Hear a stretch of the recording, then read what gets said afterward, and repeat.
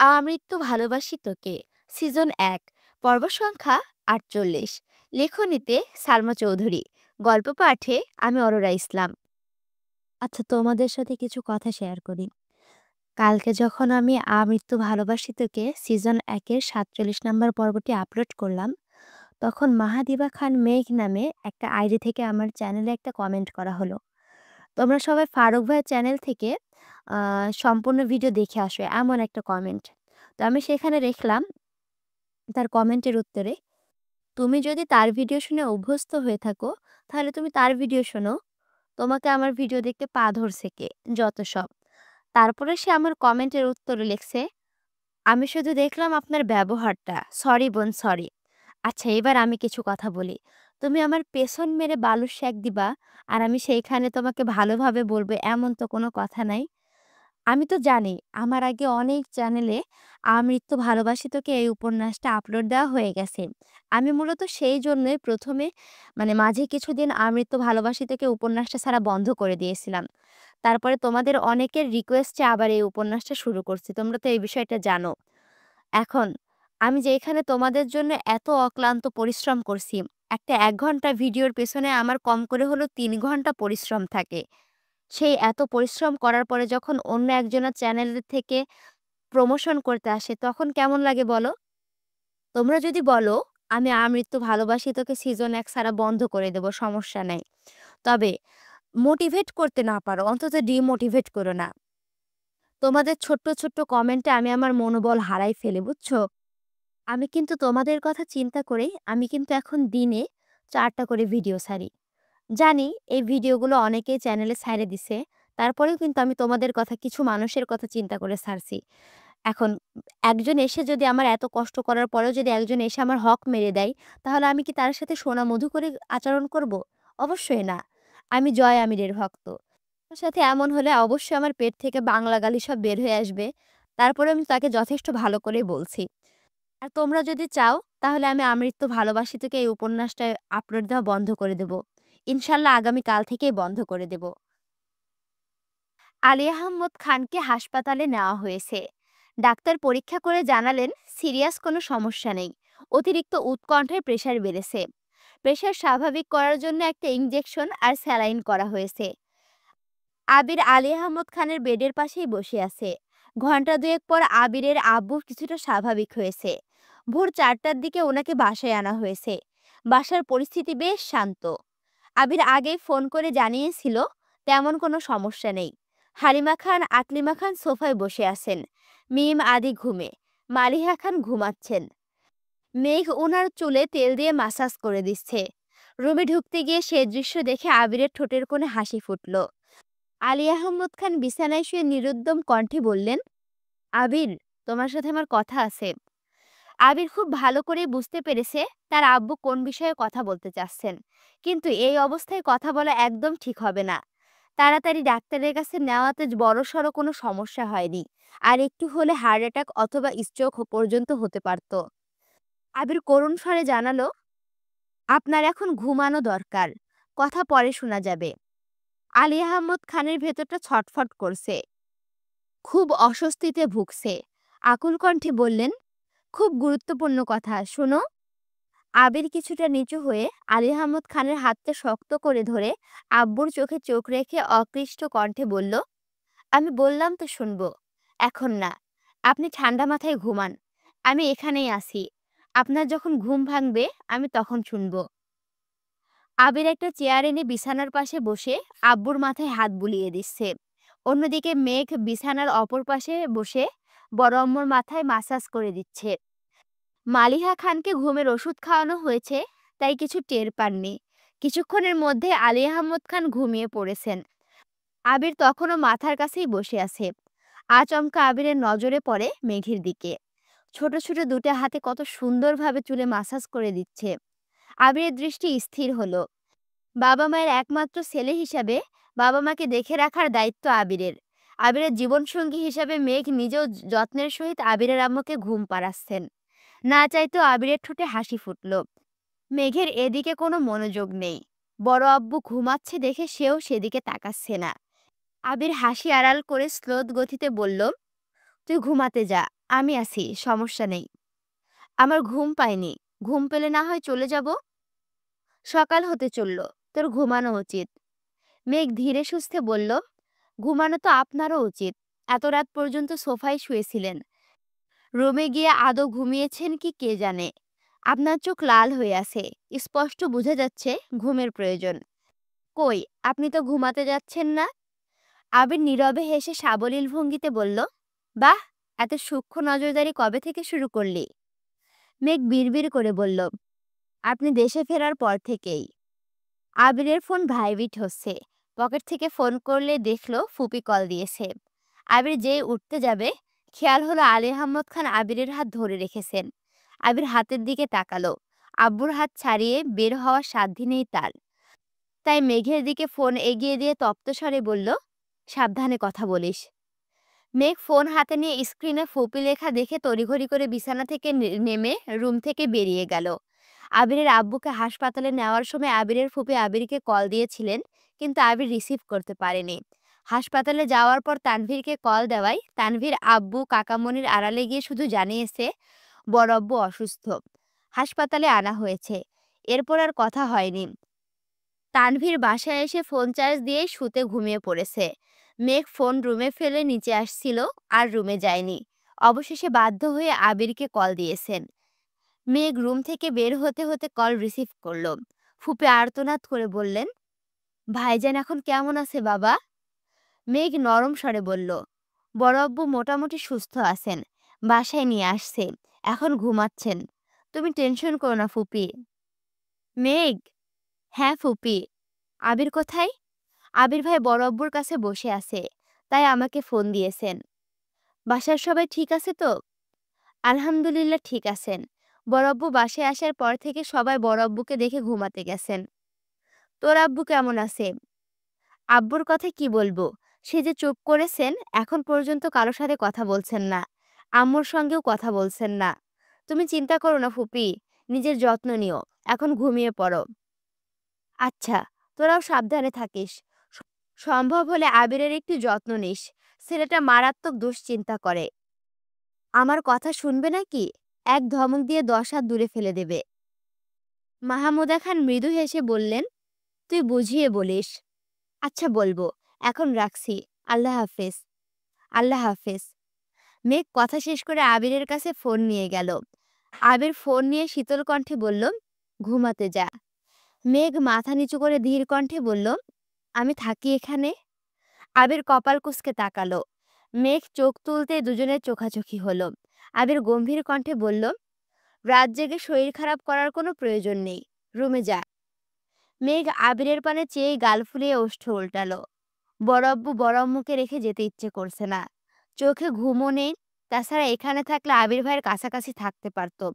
অভিমান জমেছে মনের কোণে। আবির কণ্ঠে দ্বিগুণ ভারী করে বলল, কথা বললে একটু মানিস প্লিজ। মেঘ আর কিছু বলল না। আবির ভাইয়ের শান্ত অথচ শক্ত কণ্ঠের কথাতে আবেগ, অনুভূতি, তীব্র অধিকারবোধ লুকিয়ে আছে। তা বুঝতে পেরে মেঘ চুপচাপ রুম থেকে চলে গেছে। হাত মুখ ধুয়ে অজু করে নামাজ পড়ে একেবারে শুয়েছে, কিন্তু চোখে বিন্দুমাত্র ঘুম নেই। গতকালের ঘটনাগুলো বারবার মাথায় ঘুরছে। গোমরামুখ আবির ভাইয়ের পরিবর্তনটা আজ মেঘের মনে বারবার খোঁচা দিচ্ছে। আবির দেশে আসার পর থেকে মেঘের সঙ্গে তেমন কথাই বলতো না। বললেও চোখে মুখে সবসময় রাগ, ক্রোধ থাকতো। হুট করে ধমক দিয়ে বসতো। অথচ ধীরে ধীরে আবির কেমন যেন পরিবর্তন হয়ে যাচ্ছে।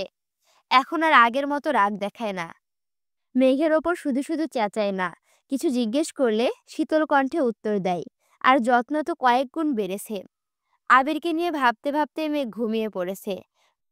প্রায় 8টা নাগাদ মালিহা খান সজাগ হয়েছেন। আবির তখনও চেয়ারে হেলান দিয়ে বসে আছে।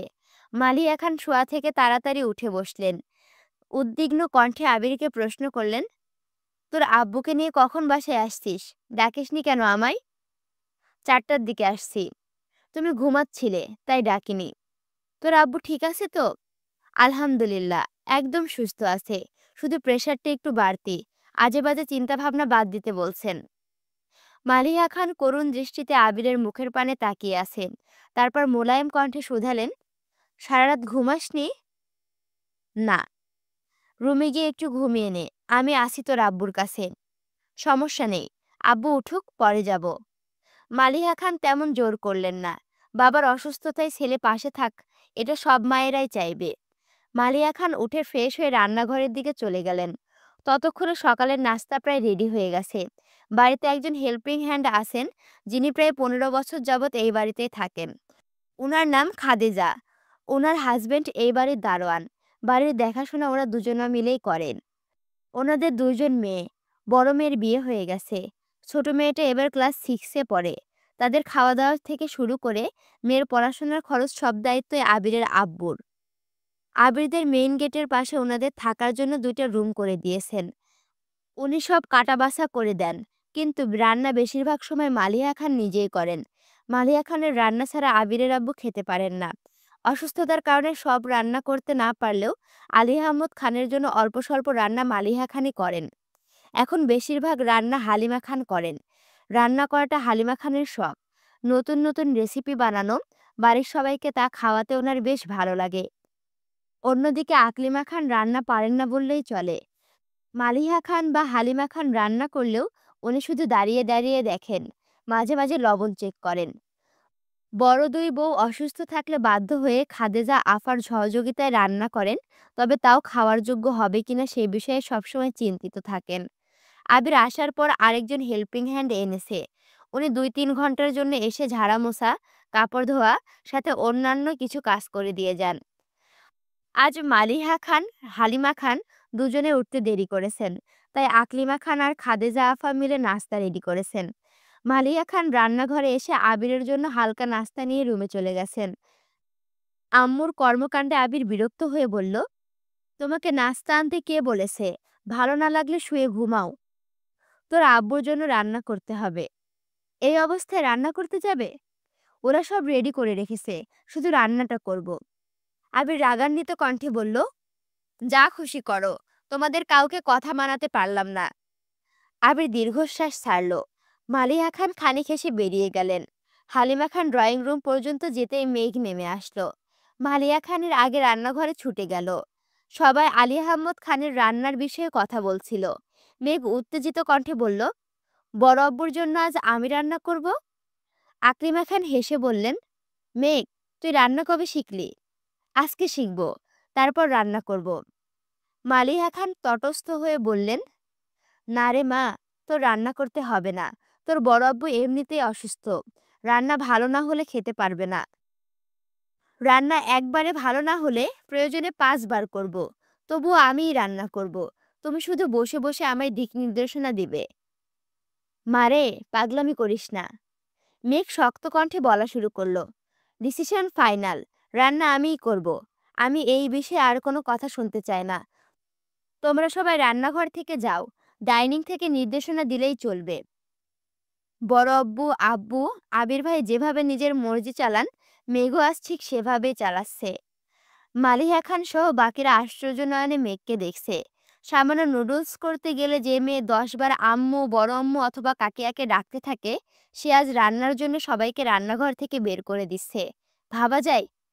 মালিহা খান ডাইনিংয়ে বসে মেঘকে দিক নির্দেশনা দিচ্ছে। মেঘ সে অনুযায়ী রান্না করছে। একবারের জায়গায় 10 বার লবণ চেক করছে। তরকারি হয়েছে কিনা সেটাও বুঝতে পারছে না। আবার কাউকে কাছেও আসতে দিচ্ছে না। মালিহা খানের কথা মতো বড় আব্বুর জন্য 2টা তরকারি রান্না করেছে। রান্না শেষে ছুটে গেল বড় আব্বুর রুমে, বড় আব্বু উঠেছে কিনা দেখার জন্য। 3 দিনের অনিদ্রায় আবিরের চোখে ঘুম টলছিল, তাই চেয়ারে হেলান দিয়ে ঘুমিয়ে পড়েছিল। মেঘের নুপুরের শব্দে সহসা ঘুম ভেঙে গেছে। ক্ষুদ্র পরিসরে তাকাতেই চোখে পড়ল মেঘের নাজেহাল অবস্থা।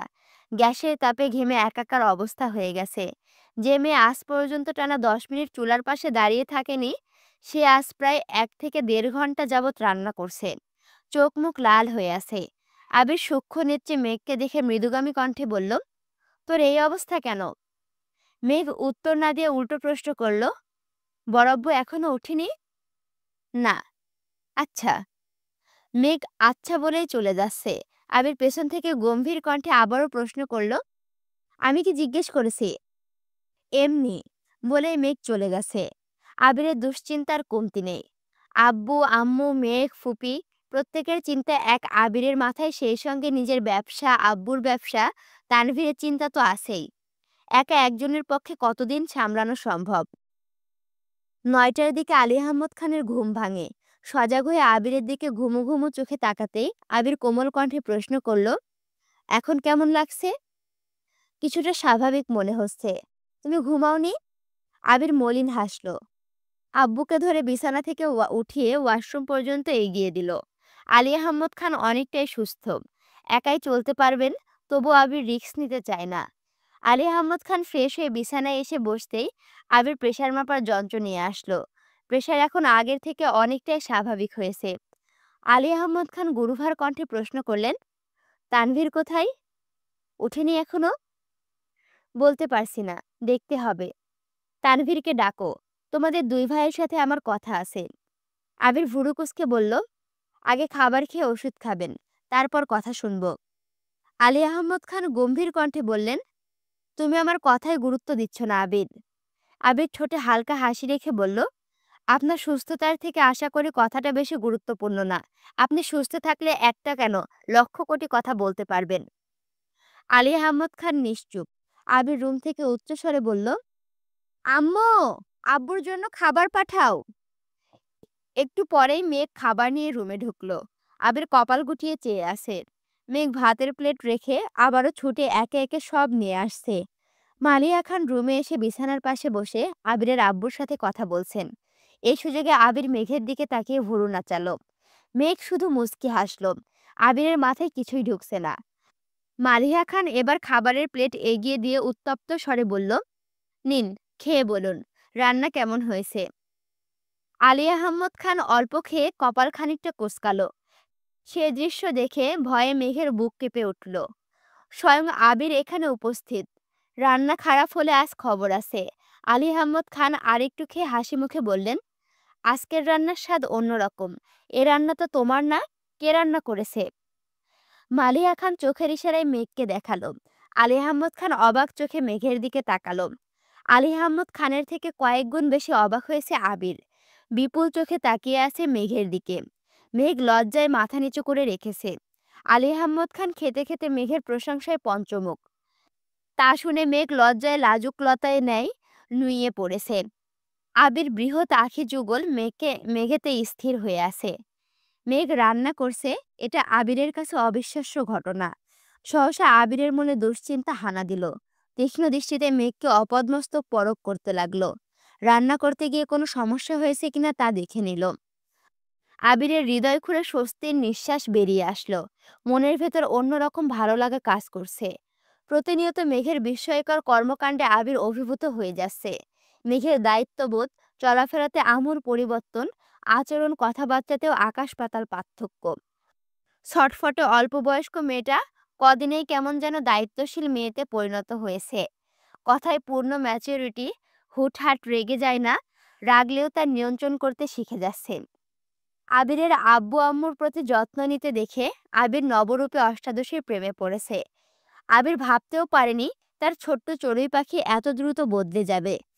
প্রেমিকা সুলভ আচরণের মেয়েটা দিনকে দিন বইয়ের ন্যায় আচরণ করছে। অষ্টাদশীর উষ্ণ আওতায় আবিরের বক্ষ অনুষঙ্গে আন্দোলিত হলো। আলী আহমদ খানের খাওয়া প্রায় শেষের দিকে। আবির গলা খাকারি দিয়ে মেঘকে উদ্দেশ্য করে বলল, তানভীর উঠেছে কিনা দেখে আয়, উঠলে বলিস রুমে আসতে। মেঘ আচ্ছা বলে চলে গেছে। এর মধ্যে মোজাম্মেল খান রুমে আসছে। ভোরবেলা একবার দরজা পর্যন্ত এসেছিল। বড় ভাই ভাবির রুম, তাই ভেতরে আসেনি। দরজার বাহিরে থেকে আবিরের সঙ্গে কথা বলে চলে গেছিল। মোজাম্মেল খান আসতে আলী আহমদ খান শান্ত স্বরে বললেন, আয়, ভেতরে এসে বস। এর মধ্যে তানভীর আসলো। খাবার শেষ হতেই মেঘ প্লেট নিয়ে চলে গেছে। আবির আব্বুকে ওষুধ এগিয়ে দিয়ে পুনরায় চেয়ারে বসেছে। তানভীর আবিরের পেছনে দাঁড়ানো। মালিয়া খান আলী আহমদ খানের পাশেই বসা। মোজাম্মেল খান বিছানা থেকে কিছুটা দূরে চেয়ার নিয়ে বসেছেন। মেঘ দরজায় এসে দাঁড়িয়েছে। পরিবেশটা কেমন স্তব্ধ। আলী আহমদ খান হঠাৎই দীর্ঘ নিঃশ্বাস ছেড়ে তপ্ত স্বরে জিজ্ঞেস করলেন, গতকাল রমনা পার্কের মহিলাকে দেখেছিলে তোমরা? আবির তানভীর দুজনে একসঙ্গে উপর নিচ মাথা নাড়ল। আবির মৃদুস্বরে বলল, জি। আলী আহমদ খান ঢোক গিলে অনুষঙ্গ স্বরে বলল, উনি তোমাদের ফুপি হয়, আমাদের একমাত্র বোন। আবির আর তানভীর দুজনেই নিরুদ্বেগ, কেউ কোনো কথা বলছে না। দরজার পাশে মেঘ নিশ্চুপ দাঁড়িয়ে আছে। আলী আহমদ খান একে একে সম্পূর্ণ ঘটনা খুলে বললেন। তানভীর আবির আগেই ফুপির দিক থেকে ফুপির সব ঘটনা শুনেছে। আজ আলী আহমদ খানের মুখ থেকে সব শুনেছে। তারা আগে থেকে ঘটনা জানে, এরকম কোনো রিয়াকশনই দেখায়নি। আবার কোনো প্রকার এক্সাইটমেন্টও প্রকাশ করেনি। আলী আহমদ খান ও মোজাম্মেল খান বোনের প্রতি নিজের আবেগ অনুভূতি প্রকাশ করছে। আলী আহমদ খান সবশেষে একটা কথাই বলেছেন, এই খানবাড়ি আমার অক্লান্ত পরিশ্রমে গড়ে উঠেছে। সে শুধু আমার বোনকে নেয়নি, আমার পরিবারের সুখ শান্তি কেড়ে নিয়েছে। আমি তাকে কোনোদিনও ক্ষমা করব না। আবির ভারী কণ্ঠে শুধালো, 28 বছর পরেও আপনার পরিবার পরিপূর্ণ হয়নি? আমরা কি তবে আপনার শান্তির কারণ নই? আবিরের মুখে এমন কথা শুনে সকলে আশ্চর্য নয়নে তাকিয়ে আছে। আবির এমন কথা বলারই ছেলে না। আলী আহমদ খান হেসে বললেন, তা কেন হবে? এখন তোমরাই আমার সব। তোমাদেরকে ঘিরেই আমার সব আশা ভরসা। তাহলে এত বছর আগের ক্ষোভ এখনো কেন পুষে রেখেছেন? আর আমাদেরকেই বা কেন বলছেন? সেই ক্ষোভ আমাদের মধ্যেও ঢুকাতে চাচ্ছেন? আলী আহমদ খান নিরুপায় হয়ে তাকিয়ে আছে। কি বলবে কিছুই বুঝতে পারছে না। এত বছর পর বোনকে দেখাতে নিজের আবেগ, অনুভূতি, রাগ, ক্ষোভ সব যেন একসাথে মিশে গেছে। মোজাম্মেল খান ধীর কণ্ঠে বললেন, তোমাদের একজন ফুপি আছে, তা তোমাদের জানা দরকার, সেজন্য জানানো হয়েছে। আবির মৃদু হেসে বলল, আপনারা যদি নিজের ক্রোধ কমাতে না পারেন আর উনাকে এইবারে চৌকাঠ পেরোতে না দেন, তবে তো আমাদের ফুপি আছে কিনা নেই সেই কথা জেনে আমাদের কি কাজ? তানভীর সন্দিহান চোখে চেয়ে প্রশ্ন করল, ফুপিকে এ বাড়িতে আনা যায় না? সেটা সময় বলে দেবে। আরও কিছুক্ষণ চললে এই কথোপকথন। আবির বাবা চাচাকে ইচ্ছাকৃত খোঁচা দিয়ে কথা বলছে, যেন ওনাদের ভেতরে রাগ ক্ষোভ কমে আসে। আবিররা ওনাদের সাপোর্ট করলে সেই রাগ কমার বদলে উল্টো বেড়ে যাবে। কথা শেষ করে আবির নিজের রুমে গিয়ে ফ্রেশ হয়ে শুয়ে পড়েছে। 3 দিনের ক্লান্তিতে চোখে ঘুম আছড়ে পড়ছে। অফিসে যাওয়ার বিন্দুমাত্র শক্তি নেই। রাকিবকে জানিয়ে দিয়েছে। সেই যে সকালের দিকে ঘুমিয়েছিল, সেই ঘুম ভেঙেছে সন্ধ্যার আগে আগে। হাত মুখ ধুয়ে তাড়াতাড়ি নিচে আসছে। সারাদিন ঘুমের কারণে আব্বুর খোঁজ নিতে পারেনি। রুমে ঢুকতে গিয়ে দেখলো আলী আহমদ খান বিছানায় হেলান দিয়ে চোখ বন্ধ করে বসে আছেন। মেঘ পাশের চেয়ারে বসে বড় আব্বুকে পত্রিকা পড়ে শোনাচ্ছে। আবির তা দেখে রীতিমতো হুমড়ি খেলো। মেঘের প্রতি দুর্বলতা ক্রমশই বাড়ছে। আবির ধীর গতিতে রুমে ঢুকে আব্বুর পায়ের কাছে বসলো। আস্তে করে ডাকলো, আব্বু। আলী আহমদ খান চোখ মেলে তাকালেন। সঙ্গে সঙ্গে মেঘের পত্রিকা পড়াও বন্ধ হয়ে গেছে। আবির ধীর স্থির ভাবে জিজ্ঞেস করলো, এখন শরীর কেমন? আলহামদুলিল্লাহ ভালো। আবির উদ্বিগ্ন কণ্ঠে শুধালো, ঔষধ? আলী আহমদ খান মেঘের দিকে তাকিয়ে বললেন, আমার মাই খাইয়ে দিয়েছে। সারাদিন ধরে এখানেই বসে আছে, রুমেই যাচ্ছে না। আবির কপাল কুঁচকে মনে মনে বিড়বিড় করে বলল, তোর ম্যাচিউরিটি আমাকে প্রতিনিয়ত উন্মাদ করে তুলছে। এত ম্যাচিউর হয়ে যাচ্ছিস কেন তুই? সম্পূর্ণাঙ্গ বউ সম্পূর্ণাঙ্গ বউ তো আমি চাইনি। আমার উগ্র বদমেজাজি উচ্ছৃঙ্খল বউটাকে কি তবে হারিয়ে ফেলছি? আলী আহমদ খান চোখ বন্ধ করে বসে আছেন। মেঘ দু একবার আবিরের দিকে তাকিয়ে আবারও পত্রিকা পড়া শুরু করলো। আবিরের শোণিত দৃষ্টি নজরে পড়ছে, ততবারই মেঘ পড়া আটকে আসছে। ক্ষণে ক্ষণে আবিরের কুঁচকানো ভুরু যুগল আরো কুঁচকে আসে। গভীর কোনো উদ্বেগ মস্তিষ্ক ঘুরপাক খাচ্ছে। আবির দীর্ঘ সময় স্থির দৃষ্টিতে তাকিয়ে রইল মেঘের অভিমুখে। আবিরের হিমায়িত দৃষ্টিতে অষ্টাদশীর শান্ত হৃদয়ে আচমকা অশান্ত বাতাস বইতে শুরু করলো। পড়া থামিয়ে প্রখর নেত্রে তাকালো আবিরের দিকে। সরাসরি চোখে চোখ পড়ায় আবির পলক ফেলে চিবুক নামিয়ে রুম থেকে চলে গেছে। আবিরের নিস্তব্ধতা মেঘকে খানিক ভাবালো। তারপর আবারও পত্রিকা পড়ায় মনোযোগ দিল। মালিহা খান ছাদে হাঁটাহাঁটি করে সন্ধ্যায় রুমে আসছে। মেঘকে পত্রিকা পড়তে দেখে ঠান্ডা কণ্ঠে বললেন, তুই এখনো পত্রিকা পড়তেছিস? মেঘ নীরবে হেসে পড়তে মনোযোগ দিল। মালিহা খান বিছানার পাশে বসতে বসতে শক্ত কণ্ঠে বললেন, অনেক পড়েছিস, এখন পত্রিকাটা রেখে একটু বাইরে বের হ। দীর্ঘ সময় এভাবে পড়লে চোখে ঝাপসা দেখবি। কিছু হবে না। আলী আহমদ খান এবার স্বাভাবিক কণ্ঠে বললেন, আর পড়তে হবে না আম্মু, তুমি এখন রুমে যাও। বড় আব্বুর মুখের ওপর কথা বলা মেঘের পক্ষে অসম্ভব। তাই পত্রিকা ভাঁজ করে টেবিলের ওপরে রেখে রুম থেকে বেরিয়ে গেছে। সোফায় বসে হালিমা খান আর আকলিমা খান গল্প করছিলেন। মেঘ ওনাদের পাশে সোফাতে হেলান দিয়ে বসেছে। হালিমা খান মেঘকে দেখে মৃদুগামী কণ্ঠে বললেন, তোর বড় আব্বু এখন কেমন আছে? আলহামদুলিল্লাহ ভালো। ঠোঁটে হাসি রেখে হালিমা খান বললেন, তোর রান্না খুব ভালো হয়েছে। বড় আব্বুর উছিলায় আমার মেয়ে যে রান্না করেছে সেই অনেক। মেঘ প্রশ্ন করে, তুমি খেয়েছো? শুধু আমি কেন, তোর বড় আব্বু, বড় আম্মু, কাকিয়া, আবির, তানভীর সহ সবাই টেস্ট করেছে। তোর প্রথম রান্না বলে কথা। আম্মুর কথা শুনে মেঘ চমকে ওঠে। সবাই মেঘের রান্না টেস্ট করেছে এটা ভাবতে মেঘের মন আনন্দে ভরে উঠেছে। অকস্মাৎ মেঘের ভুরু কুঁচকে আসে। মেঘ উতলা হয়ে শুধালো, আবির ভাইয়া টেস্ট করেছেন? হ্যাঁ, আবির সবার আগে টেস্ট করেছে। আবির ভাই না সারাদিন ঘুমিয়েছে। আমার রান্না কখন টেস্ট করলো? সকালে টেস্ট করে তারপরে ঘুমাতে গেছে। তোর রান্নার তারিফ করছিল। আবির ভাই নিজে থেকে আমার রান্নার প্রশংসা করেছেন? আকলিমা খান ঠোঁট বেঁকিয়ে মৃদুস্বরে বললেন, আবির কি সহজে কিছু বলে নাকি? বারবার জিজ্ঞেস করতেছিলাম, তাই বাধ্য হয়ে বলেছে খুব ভালো হয়েছে। মেঘ মৃদু হাসল। এর মধ্যে হালিমা খান বলে উঠলেন, তোর বড় আম্মু কিন্তু সারাদিন যাবৎ তোরই প্রশংসা করেছে। কম করে হলেও 15-20 বার বলেছে তুই বড় হয়ে গেছিস, বিয়ের বয়স হয়ে গেছে, তোকে নাকি বিয়ে দিয়ে দেবে। মেঘ মনে মনে বিড়বিড় করে বলছে, বড় আম্মু আমাকে বড় ভাবলে কি হবে? ওনার ছেলের চোখে তো আমি পিপিলিকার মতো। ওনার নজরে আমি পড়িই না। আকলিমা খান ওপরে বেলকনির দিকে তাকিয়ে হঠাৎই উদ্বিগ্ন কণ্ঠে বললেন, আবির উঠেছে দেখলাম, কফি খাবেই কি না করে দিব? হালিমা খান কিছু বলার আগেই মেঘ বসা থেকে উঠতে উঠতে বলল, আমি কফি নিয়ে যাচ্ছি, তোমরা গল্প করো। আকলিমা খান আর হালিমা খান দুজনে আশ্চর্য নয়নে তাকিয়ে আছেন। মেঘ সেসবে পাত্তা না দিয়ে রান্নাঘরে গেল কফি করার জন্য। দুই যা নিষ্পলক তাকিয়ে আছে মেঘের দিকে। মেঘ খুব সাবধানতার সহিত আবিরের জন্য কফি বানিয়ে নিজেই নিয়ে যাচ্ছে। কফি হাতে আবিরের রুমে ঢুকলো। আবির কোথাও নেই। টেবিলের ওপর কফির কাপ রেখে সম্পূর্ণ রুমে চোখ বুলালো। আবির কোথাও নেই। হঠাৎ বারান্দার কথা মনে হতেই এগিয়ে গেল সেদিকে। আবির চেয়ারে বসে রেলিংয়ে পা ঠেস দিয়ে চোখ বন্ধ করে বসে আছে। মেঘ অনুচ্চ কণ্ঠে বলল, আপনার জন্য কফি নিয়ে আসছি। মেঘের কণ্ঠস্বর স্নায়ুতন্ত্রে প্রবেশ করা মাত্রই আবির চোখ মেলল। পলক দৃষ্টিতে মেঘের দিকে তাকালো। মেঘ পুনরায় অচঞ্চল স্বরে প্রশ্ন করল, কফিটা কি এখানে নিয়ে আসবো? আবির ভুরু কুঁচকে সূক্ষ্ম নেত্রে তাকিয়ে বিরক্তি ভরা কণ্ঠে বলল, কি হয়েছে তোর? মেঘ এদিক সেদিক তাকিয়ে শোনিত স্বরে জানালো, আমার আবার কি হবে? কিছু না হলে এত ম্যাচিউর ব্যবহার কেন করতেছিস? কাকে কি বোঝাতে চাচ্ছিস? মেঘ কপালে ভাঁজ ফেলে মন খারাপ করে বলল, আমি কাউকেই কিছু বোঝাতে চাচ্ছি না।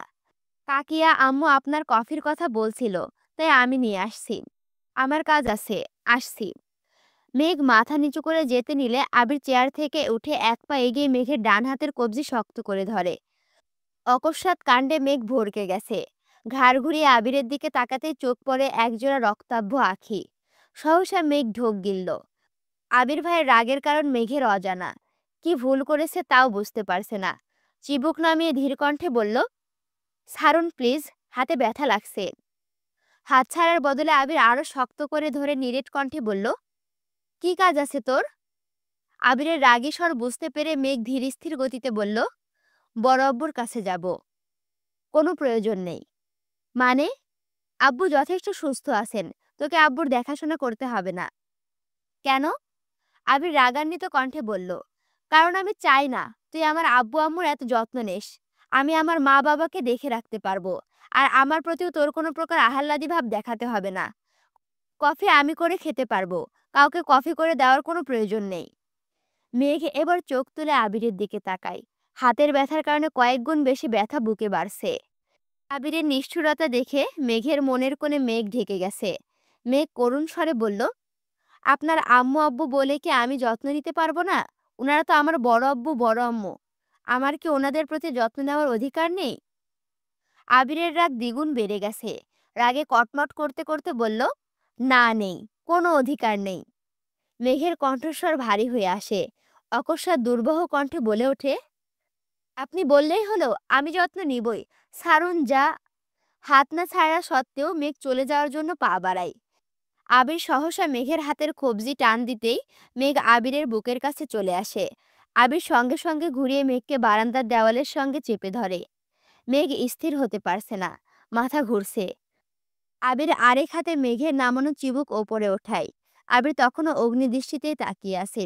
কণ্ঠ দ্বিগুণ ভারী করে আবির বলল, আমার কথা না মানলে এর ফল খুব ভয়ানক হবে। তুই যদি ভেবে থাকিস তুই সব বিষয়ে ছাড় পেয়ে যাবি, তাহলে তুই ভুল ভাবছিস। মেঘ শীতল চোখে তাকিয়ে বিড়বিড় করে বলল, আপনি এত নিষ্ঠুর কেন? নিষ্ঠুর পৃথিবীতে প্রতিটা মানুষকেই প্রয়োজনে নিষ্ঠুর হতে হয়। মেঘ তপ্ত স্বরে বলল, বড় আব্বু বা বড় আম্মুর যত্ন কেন নিতে পারবো না, এর একটা কারণ বলুন। আবির গম্ভীর কণ্ঠে জানালো, আমার আব্বু আম্মুর ব্যাপারে আমি কি সিদ্ধান্ত নিব তার কারণ তোকে বলতে হবে না। আমার বাবা মাকে আমি যেভাবে খুশি দেখে রাখবো। একা না পারলে কয়েকজন নার্স নিয়োগ করব। তবুও তোকে কোনো দরকার নেই ওনাদের পাশে সর্বক্ষণ ঘুরঘুর করতে না দেখে। মেঘ আকপাস না ভেবেই বলে উঠল, আমি কি আপনাদের খুব বিরক্ত করি? হ্যাঁ, অনেক বিরক্ত করিস, এই যে এখন করতেছিস। মেঘের চোখ টলমল করছে, হৃদয় খুঁড়ে দীর্ঘশ্বাস বেরিয়ে আসে। মেঘ কাঁদো কাঁদো কণ্ঠে বলল, ঠিক আছে, আজকের পর আমি আপনাদের কারো জীবনে বিরক্তির কারণ হব না। আবির ঠাস করে মেঘের হাত ছেড়ে গজগজ করতে করতে বলল, বেশি বুঝলে এমনই হবে। মেঘ ছলছল নয়নে কিছুক্ষণ নিজের হাতের দিকে তাকিয়ে থেকে মাথা নিচু করে চলে গেছে। আবির ধপ করে চেয়ারে বসে পড়েছে, চোখ বন্ধ করে দু হাতে মাথা চেপে ধরেছে। মেঘের সঙ্গে রাগ দেখাতে বড্ড কষ্ট হয়, কিন্তু এই ম্যাচিউর আচরণে আবির আতঙ্কে আছে। অষ্টাদশীর পরিপক্কতা দেখে বাড়ির মানুষ কোনোভাবে যদি মেঘের জন্য সম্বন্ধ দেখা শুরু করে, তখন আবির কি করবে? কিভাবে আটকাবে আব্বু চাচ্চুকে? মেঘ অবুঝের মতো বড় আব্বুর যত্ন করছে, কিন্তু তারা তো এটাকে সেভাবে নিবে না। হুট করে এমন কোনো ঘটনা ঘটলে আবির সম্পূর্ণরূপে চূর্ণ হয়ে যাবে। আব্বু চাচ্চুর সামনে দাঁড়ানোর মতো মিনিমাম যোগ্যতাও তার হয়নি। এজন্য আবির সর্বক্ষণ চাই মেঘ সবার চোখে যেন পিচ্চিই থাকুক, মেঘের বাচ্চামিতে মেতে থাকুক এই বাড়ি। পুনাক্ষারাও কারো চোখে যেন মেঘের ম্যাচুরিটি না পড়ে। আবির তার সুপ্ত অনুভূতি চেপে মেঘকে যা তা বলেছে। মেঘ কষ্ট পাবে এটা খুব স্বাভাবিক, কিন্তু মেঘের জন্য অন্য ছেলে দেখা হলে আবির মেঘ দুজনেই কষ্ট পাবে। তখন সে কষ্টের মাত্রা বর্তমানের থেকেও কয়েক গুণ বেশি হবে। আবির বেলকনিতে প্রায় ১.৫-২ ঘন্টা বসে রইল। মেঘের আনা কফি টেবিলেই পড়ে ঠান্ডা হয়েছে। ঘন্টা দুয়েক পর তানভীর এসে কিছুক্ষণ কথা বলে আবার বেরিয়ে গেছে। আবিরের আচরণে মেঘ অনেক কষ্ট পেয়েছে, যার বহিঃপ্রকাশ ঘটেছে মেঘের রুমে। রাগে ঘরের প্রতিটা জিনিস এলোমেলো করে বিছানায় উপুড় হয়ে শুয়ে পড়েছে। বারবার কানে বাজছে, আমার কথা না মানলে এর ফল খুব ভয়ানক হবে। বড় আব্বুর কোনো অধিকার নেই। মেঘ যখনই ভাবে আবিরের কাছাকাছি আসবে, আবিরকে নিজের মনের কথা বলবে, আবিরের অনুভূতি বুঝবে, তখনই আবির মেঘকে দূর দূর করে তাড়িয়ে দেয়। দীর্ঘ প্রচেষ্টায় দূরত্ব খানিকটা হ্রাস হয় কিনা, আবির আবারও দূরত্ব বাড়িয়ে নিজের হাতেই সেখানে দেওয়াল তুলে দেয়। অষ্টাদশীর অবুঝ মনে আবিরের কর্মকাণ্ড ক্রমে ক্রমে দাগ কেটে যাচ্ছে। ভালোবাসার অনুভূতিগুলো কেমন জানি ছন্নছাড়া হয়ে যাচ্ছে। বেশ কিছুক্ষণ পর মেঘের ফোনে কল বাজতেছে। কয়েকবার রিং হওয়ার পর মেঘ হাত বাড়িয়ে ফোনটা কাছে এনে দেখে বন্যা কল দিয়েছে। দুদিন যাবৎ বন্যা কল দিয়েই যাচ্ছে, কিন্তু মেঘ রিসিভ করছে না। ইচ্ছে না থাকা সত্ত্বেও মেঘ কল রিসিভ করলো। কল রিসিভ হওয়া মাত্রই ওপাশ থেকে বন্যা বলে উঠল, কি রে, কি হয়েছে তোর? কোন দুনিয়ায় হারাইছিলি? মেঘ শ্বাস ছেড়ে গম্ভীর কণ্ঠে উত্তর দিল, হারাতে পারলে বোধহয় ভালো হতো। কেন, কি হয়েছে? কিছু না, বাদ দে। ইচ্ছে করে বন্যাকে কিছু বলেনি। দুদিন পর পর আবির ভাইয়ের আচরণ মেঘ নিজেই কনফিউশনে পড়ে যায়। সেখানে বন্যা তো আবির ভাইকে সামনাসামনি দেখেই না, আচরণ বুঝবে কিভাবে? বন্যা চিন্তিত কণ্ঠে প্রশ্ন করল, তোদের বাসার কি সমস্যা রে? তোকে কে বলছে? তানভীর ভাই। মেঘ একে একে সব ঘটনা বিস্তারিত বলেছে। খুব প্রয়োজনীয় কথা ব্যতীত মেঘ পারিবারিক ঝামেলা বন্যাকে খুব একটা শেয়ার করে না, তবে মানসিক পীড়ন সহ্য করতে না পেরে এখন কম বেশি শেয়ার করে। মনের ভেতর কত কথা জমিয়ে রাখা সম্ভব? বন্যা মনোযোগের সহিত সব ঘটনা শুনেছে। এখানে বন্যার কিছু বলারই নেই, এমনকি মেঘকে সান্ত্বনা দেওয়ার কোনো ভাষাও নেই। ঘণ্টাখানেক পর দুই বান্ধবীর কথোপকথন চলছে, তারপর মেঘ ফোন রেখে ঘুমিয়ে পড়েছে। ২-৩ দিন কেটে গেছে। মেঘ আর আগের মতো বড় আব্বু বড় আম্মুর কাছে যায় না। ওনাদের সঙ্গে কথাও বলে না। ভুলেও আবিরের মুখোমুখি হয় না। ক্লাসের সময় ক্লাসে যায়, চুপচাপ ক্লাস করে বাসায় চলে আসে। বাকি সময় দরজা বন্ধ করে রুমে শুয়ে থাকে। আর না হয় বই নিয়ে বেলকনিতে বসে থাকে। গুনে গুনে দিন কাটাচ্ছে। এই বাসায় থাকতে এখন মেঘের দম বন্ধ হয়ে আসছে। চুপি চুপি গিয়ে বড় আব্বু বড় আম্মুকে দেখে আসে। ওনাদের সঙ্গে কথা বলতে পারে না। এদিকে মিম আদির সঙ্গেও কথা বলতে ইচ্ছে করে না। ফোন চাপতেও ভালো লাগে না। মন খারাপ থাকলে যেমন সবকিছু অসহ্য লাগে, মেঘের অবস্থাও এখন তেমন। রাতের বেলায় মোজাম্মেল খান বাসায় ফেরায় কিছুক্ষণ পরে মেঘ আব্বু আম্মুর রুমের সামনে হাজির হলো। অনুমতি নিয়ে রুমে প্রবেশ করল। হালিমা খান মেঘের মলিন মুখ দেখে প্রশ্ন করল, কি হয়েছে তোর? মন খারাপ কেন? মোজাম্মেল খান এবার চোখ তুলে মেয়ের দিকে তাকালেন। ভুরু কুঁচকে প্রশ্ন করলেন, কিছু বলবা? কতদিন হয়ে গেছে আমরা নানুর বাড়িতে যাই না। চলুন না, নানু বাড়ি থেকে ঘুরে আসি। হালিমা খান উদ্বিগ্ন কণ্ঠে বলল, তুই তো কখনো নানু বাড়ি যেতেই চাস না, আজ হঠাৎ নানু বাড়ি যেতে চাচ্ছিস যে? যেতে ইচ্ছে করছে, তোমরা যাবে কিনা বলো। মোজাম্মেল খান নিরুদ্বেগ কণ্ঠে বলল, ভাইজান অসুস্থ, এ অবস্থায় আমি যেতে পারবো না। তুমি আর তোমার আম্মু বরং ঘুরে আসো। ফেরার সময় জানিও তানভীর গিয়ে নিয়ে আসবে। হালিমা খান প্রশ্ন করলেন, কবে যাবি? কালকেই। ক্লাস আছে না? আছে, করব না। আমার ঘুরতে যেতে ইচ্ছে করেছে। মোজাম্মেল খান ভারী কণ্ঠে বললেন, ক্লাস করতে হবে না, ওর যেহেতু যেতে ইচ্ছে করছে নিয়ে যাও। সকাল থেকে খানবাড়ির পরিবেশ অন্যরকম। আবিরের করা নিষেধের জন্য আলী আহমদ খান অফিসে যেতে পারছেন না। আবির আর মোজাম্মেল খান একাই সামলাচ্ছেন সব দিক। ইকবাল খান গতকাল ভোরবেলা সিলেটে চলে গেছেন। খাবার টেবিলে বসে আবির, মোজাম্মেল খান আলী আহমদ খানের সঙ্গে কোনো এক বিষয় নিয়ে আলোচনায় ব্যস্ত। মিম আদি নিজেদের মতো খাবার খাচ্ছে। তানভীর তাড়াহুড়ো করে খেয়ে বেরিয়ে গেছে। খাবার টেবিলে মেঘ নেই দেখে মোজাম্মেল খান শুধালেন, মেঘ খাবে না? মিম আস্তে করে বলল, আপু শাওয়ার নিচ্ছে, পরে খাবে বলল। আচ্ছা। আবিরও তেমন মনোযোগ দেয়নি। মেঘকে বকা দিলে ২-৪ দিন রাগ অভিমানে ভোঁতা মেরে থাকে, এটা আবির খুব ভালো মতোই জানে। কিন্তু এখন মেঘের রাগকে প্রাধান্য দিতে গেলে ভবিষ্যতে বড়সড় বিপদের সম্মুখীন হতে হবে ভেবেই আবির মুখ বুজে সব সহ্য করছে। আবির আর মোজাম্মেল খান অফিসে চলে গেছেন। তার কিছুক্ষণ পরেই মেঘ একেবারে রেডি হয়ে নিচে নেমেছে। ভেজা চুল মাঝখানে সিঁথি করে দুপাশে দুটো ক্লিপ দিয়ে পেছনে চুল আটকে রেখেছে। সঙ্গে পছন্দের একটা জামা পরেছে। খাওয়া দাওয়া করে ১ ঘন্টার মধ্যে নানুবাড়ির উদ্দেশ্যে রওনা দিয়েছে। প্রায় বছরখানেক পর নানুবাড়িতে আসছে মেঘ। বাড়িতে এসে মেঘ ব্যাগ রেখে ঘুরতে চলে গেছে। হালিমা খান ফোন বের করে বাসায় জানিয়েছে, মেঘ নানা নানুর সঙ্গে গল্পগুজব করে ২ মামার বাড়িতে ঘুরছে। এতদিন পর মামাতো ভাই বোন মেঘকে পেয়েছে। খুশিতে আত্মহারা হয়ে গেছে। ২ বোন ৩ ভাই, সবাই মেঘের থেকে বয়সে ছোট। মেঘ মামা বাড়িতে গেলে কাজিনদের ঈদ ঈদ লাগে। মেঘের মামা খালাদের মধ্যে মেঘের আম্মুই সবার বড়। তারপর ২ মামা, সবার ছোট আরেক খালা। মেঘ বিকেলবেলা আম্মুর ফোন থেকে খালামণিকে কল দিয়ে ভাই বোনদের সাথে কথা বলেছে। খালামণিকে আসতে বলেছে। খালামণির ২ মেয়ে ১ ছেলে। বড় মেয়েটা মেঘের প্রায় সমবয়সী। এখন ইন্টারমিডিয়েটে পড়তেছে। ছোট মেয়ে ক্লাস 6 এ পড়ে। ছেলেটার বয়স সবে ৫ বছর। মেঘ যতবারই নানু বাড়িতে আসে, ততবারই খালামণিকেও আসতে হয়। সবাই হৈ হুল্লোড়ে থেকে মেঘ বাসার কথা প্রায় ভুলেই গেছে। এদিকে আবির ভাই সন্ধ্যার কিছুক্ষণ পরে বাসায় আসছে। গেটের বাইরে থেকে মেঘের বেলকনির দিকে তাকিয়েছে। মেঘের রুমের লাইট অফ দেখে আবির কপাল গুটায়। বাড়ির পরিবেশ বরাবরের মতোই ঠান্ডা। আকলিমা খান আজ আদিকে সোফায় বসে পড়াচ্ছেন। মালিহা খান আলী আহমদ খানের কাছে বসে আছেন। মিম তার রুমে পড়তেছে। আবির রুমে গিয়ে ফ্রেশ হয়ে কিছুক্ষণ পর আলী আহমদ খানের রুমে গেল। আব্বুর রুম থেকে বেরিয়ে আসতে আকলিমা খান শুধালেন, তোমাকে খেতে দেব? দাও। আকলিমা খান আবিরকে খেতে দিয়েছেন। আবিরের সাথে মিম আর আদি কিছুক্ষণ পর খেতে বসেছে। আবির আশেপাশে তাকাচ্ছে, বারবার ওপরে তাকাচ্ছে। মনে মনে মেঘকে খুঁজছে। সচরাচর এত তাড়াতাড়ি আবির খায় না। আজ মেঘকে দেখার জন্যই এই অসময়ে খেতে এসেছে। মামুনিকে দেখতেও পাচ্ছে না। জিজ্ঞেস করতেও পারছে না কেমন জানি লাগছে। আবির তাড়াহুড়ো করে খাওয়া শেষ করে সিঁড়ি দিয়ে উঠেছে। মেঘের রুম পেরিয়ে গিয়েও থমকে দাঁড়িয়েছে। মনের ভেতরে কেমন জানি খুঁতখুত করছে। দু কদম পিছিয়ে দরজায় হাত রেখে ধাক্কা দেয়নি, নিজের রুমে গিয়ে শুয়ে পড়েছে। সকালে ঘুম ভাঙে আদির ডাকে। আদি দরজা থেকে ডেকে জিজ্ঞেস করছে, আম্মু বলছে কি খাবে বলতে।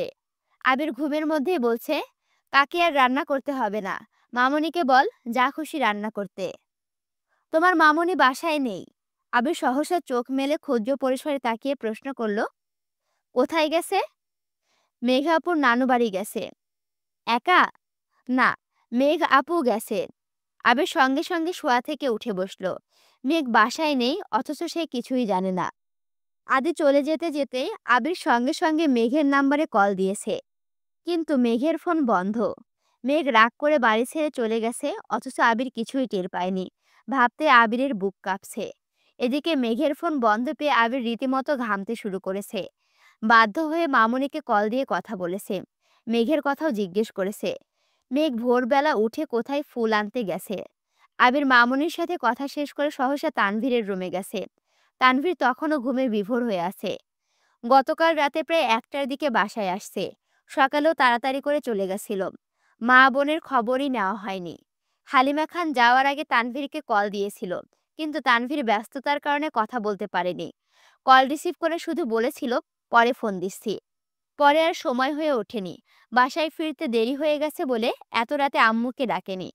তানভীর ঘুমাচ্ছে দেখে আবিরও ডাকেনি। আবির দুপুরের দিকে আবারও মেঘের নাম্বারে কল দিয়েছে, কিন্তু মেঘের নাম্বার তখনও বন্ধ। বিকেলে বাসায় ফিরে কি যেন ভেবে মেঘের রুমের দরজায় ধাক্কা দিয়েছে। বিকেলের অল্প রোদে রুমের দেওয়ালগুলো আলোকিত হয়ে আছে। আবিরের চোখ পড়ে বিছানার দিকে। বিছানার ওপর আবিরের দেওয়া সব গিফট সুন্দর করে গুছিয়ে রেখেছে। আবির ভুরু কুঁচকে সূক্ষ্ম নেত্রে তাকায়। হঠাৎ আবিরের চোখ পড়ে টেবিলের উপরে রাখা ফোনের দিকে। আবির এগিয়ে গিয়ে ফোন হাতে নিয়ে দেখল, মেঘ ফোন বন্ধ করে টেবিলের উপরে রেখে চলে গেছে। অভিমানী মেঘ আবিরের রাগ সহ্য করতে না পেরে আবিরের স্মৃতি রেখে দূরে চলে গেছে। এদিকে মেঘের ফোন বন্ধ পেয়ে তামিম, মিনহাজ, মিষ্টি সবাই বন্যাকে কল দিচ্ছে। মেঘ যে নানা বাড়ি যাবে এটা বন্যাকেও বলেনি। দুদিন হয়ে যাচ্ছে, মেঘের ফোন বন্ধ পেয়ে বন্যা তানভীরকে কল দিল। তানভীর তখন বাইকে।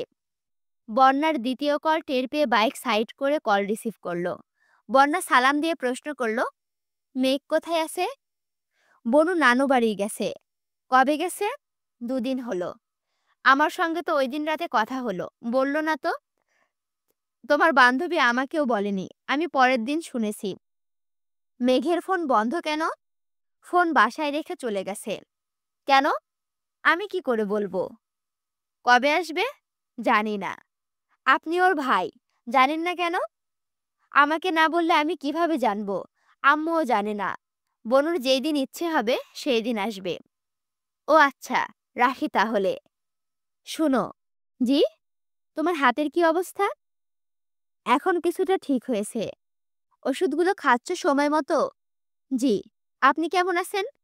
তানভীর ভুরু উঁচিয়ে মৃদু হেসে বলল, আলহামদুলিল্লাহ ভালো। কোথায় আছেন? রাস্তায়, বাইকে। সরি, অসময়ে কল দিলাম। সমস্যা নেই, বলো। আর কিছু বলবো না, রাখি এখন। আচ্ছা, আর কি করা?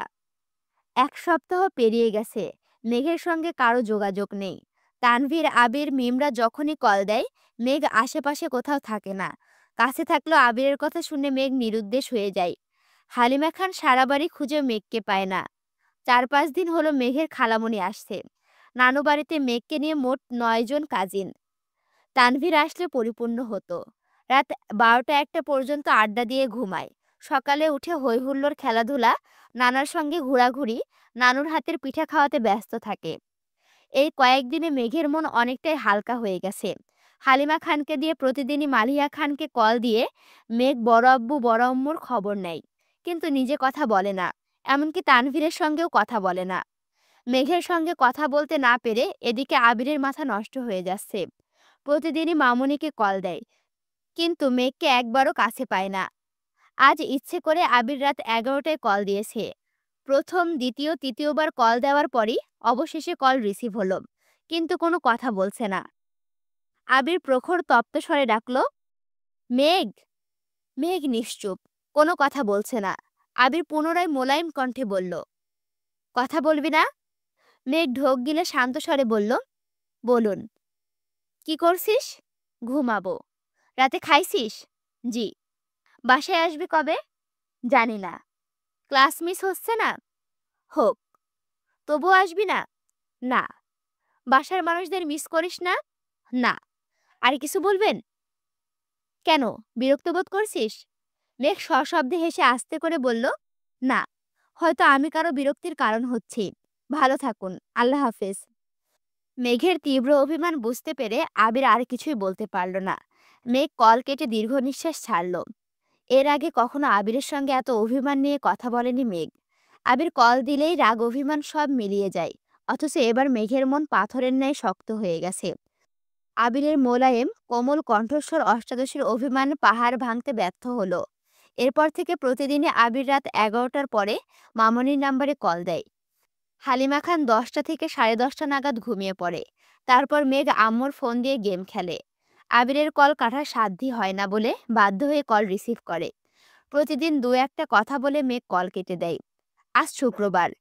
গত রাতে মেঘের সঙ্গে কথা বলে আবির ঘুমিয়েছে। 10টা বাজে। এখনও আবির ঘুমাচ্ছে। মামুনির নাম্বার থেকে কল আসতে আবির ঘুমের মধ্যে কল রিসিভ করলো। ঘুমন্ত অবস্থায় বলল, মামুনি। না, আমি মেঘ। হুম ম্যাম, বলুন। ঘুমাচ্ছেন? পরে কল দিব? বলুন, আমার ঘুম শেষ। মেঘ মলিন হেসে বলল, ভাইয়াকে কল দিচ্ছি, ভাইয়া কল ধরছে না। কেন, কোনো দরকার? নানুমণি ভাইয়াকে আসতে বলতেছে, আর আমরাও চলে যাব আজ। আচ্ছা, আমি তানভীরকে বলে দিব। আরেকটা কথা। বলুন। আম্মু বলতেছিল ভাইয়ের সঙ্গে আপনাকেও আসার জন্য। মামুনি বলছে, তার মানে আপনি চান না আমি আসি? আপনার ইচ্ছে হলে সুযোগ থাকলে আসবেন। আমি কাউকে জোর করে তার বিরক্তির কারণ হতে চাই না। রাখছি। আবির মুচকি হেসে তাড়াতাড়ি উঠে তানভীরের রুমে ছুটে গেল। তানভীর সকালে খেয়ে আবার শুয়েছে। আবির তপ্ত স্বরে ডাকল, তানভীর, ওঠ। আবিরের কণ্ঠস্বর শোনা মাত্রই তানভীর হকচকিয়ে উঠল। গলা খেকারি দিয়ে প্রশ্ন করল, কি হলো ভাইয়া? আবির মুচকি হেসে বলল, বউ কল দিছে, তাকে আনতে যেতে হবে। তাড়াতাড়ি রেডি হ। বাপ রে বাপ, এত খুশি! বউটাকে কতদিন দেখি না। বুকের ভেতর শূন্যতা অনুভব করছি। তুই বুঝবি না। আহা গো! ভন্ডামি না করে তাড়াতাড়ি উঠে রেডি হ। তানভীর রেডি হতে হতে আম্মুকে কল দিয়েছে, গাড়ি নিয়ে বাড়ি পর্যন্ত যাওয়া যাবে কিনা জানার জন্য। মেঘেদের নানু বাড়ির এদিকে রাস্তা করতেছে। গাড়ি বাড়ি পর্যন্ত যাবে না। যাওয়ার দিনে অনেকটা পথ হেঁটে যেতে হয়েছে। এজন্য তানভীর আর আবির বাইক নিয়ে বেরিয়েছে। আবির আজ সাদা রঙের পাঞ্জাবি পরেছে আর তানভীর ধূসর রঙের। পাশাপাশি দুই ভাই বাইক চালিয়ে যাচ্ছে। তানভীর হঠাৎই ডাকলো, ভাইয়া। বল। একটা গান গাই? তোর মন চাইলে গা। আমায় বলছিস কেন? এই গানটা শুধু তোমার জন্য। তুমি রাজি থাকলে শুরু করব। গাইবো? গা। তানভীর গলা খেকেরি দিয়ে গাইতে শুরু করলো, এসেছি তোকে নিয়ে ফিরবো বলে, মনেরই পথ চিনে আই না চলে, তোর ছেড়ে জ্বর বুকে ছাড়ে না, পারছে তোকে ছাড়া, না রে না। আমি এই ৪৮ নম্বর পর্ব পর্যন্তই রাখলাম। তোমরা এই বাকিটা অন্য কোনো চ্যানেল থেকে শুনে নিও। আমার আর কিছু বলার নাই। যে যেখানেই থাকো সবাই ভালো থাকো, সুস্থ থাকো। দোয়া করি তোমাদের জন্য অনেক অনেক ভালোবাসা রইলো। আর আমি তোমাদের সাথে আছি। তোমাদের অপ্রিয় পাঠিকা অরোরা ইসলাম। আল্লাহ হাফেজ।